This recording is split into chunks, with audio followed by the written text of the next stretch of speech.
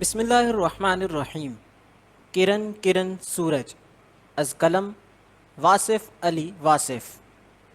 آج کا مہذب اور متمدن انسان ایک عجیب صورتحال سے دوچار ہے۔ اپنے آپ کو محفوظ کرنے کی کوشش نے انسان کو غیر محفوظ کر دیا ہے۔ زندگی تمام تر آسائشوں کے باوجود کرب مسلسل کا شکار ہو کر رہ گئی ہے۔ نیکیوں کا ثمر تو دور تک نظر نہیں آتا، لیکن بدی کی فوری عاقبت راہ کی دیوار بنی ہوئی ہے۔ انسان اپنے علم، اپنے عمل، اپنے حالات، اپنی خواہشات، اپنی عادات، غرض یہ کہ اپنے آپ سے نجات چاہتا ہے، اپنی گرفت سے آزادی چاہتا ہے۔ بے نام اندیشوں کی آندھیاں امید و آگہی کے چراغوں کو بجھاتی جا رہی ہیں۔ آج کے انسان کی فطری صلاحیتیں منتشر ہو کر رہ گئی ہیں۔ قائدین کی بہتات نے قیادت کا فقدان پیدا کر دیا ہے۔ وحدت آدم جمعیت التفریق بن کے رہ گئی ہے۔ کسی کو کسی پر اعتماد نہیں، انسان کو اپنے آپ پر اعتماد نہیں۔ مستقبل واضح نہ ہو تو حال اپنی تمام تر آسودگیوں کے باوجود بے معنی نظر آتا ہے۔ آج مسیحائی کا دعویٰ ایک وبا کی صورت اختیار کر چکا ہے، جبکہ ہر آدمی کے سر پر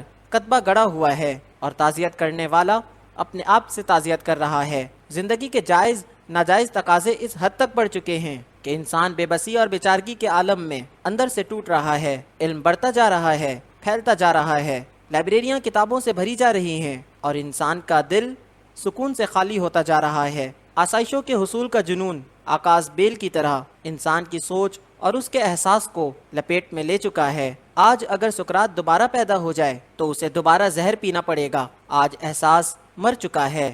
آج کی ٹریجڈی یہ ہے کہ ٹریجڈی مر چکی ہے اور اس پر ماتم کرنے کا کسی کے پاس وقت نہیں۔ یہ بات انسان کی سمجھ سے باہر ہے کہ زمین کے سفر میں آسمان کے احکام کیوں اور کس لیے ہیں۔ مشینوں نے انسان سے مروت چھین لی ہے، گناہوں نے دعائیں چھین لی ہیں، روشنی نے بینائی چھین لی ہے۔ ایسے عالم میں ایک چھوٹی سی کتاب کیا دعویٰ رکھ سکتی ہے؟ لیکن مقام غور ہے کہ انسانوں کے اژدہام اور سلے بے پایاں کے باوجود ایک پیدا ہونے والا بچہ کتنے وثوق اور تیقن سے تشریف لاتا ہے، اس اعلان کے ساتھ کہ بہت کچھ ہو چکا ہے لیکن ابھی اور بہت کچھ باقی ہے۔ رات کی تاریکی میں دور سے نظر آنے والا چراغ روشنی تو نہیں دے سکتا، لیکن ایسی کیفیات مرتب کرتا ہے کہ مسافر مایوسی سے نکل کر امید تک آ پہنچتا ہے اور امید سے یقین کی منزل 2 قدم پر ہے۔ صاحب خیال کے پاس خیال بے آواز و بے الفاظ آتا ہے، لیکن خیال کا اظہار محتاج الفاظ ہے۔ اکثر اوقات الفاظ خیال کا حجاب بن جاتے ہیں، اس لیے استدعا ہے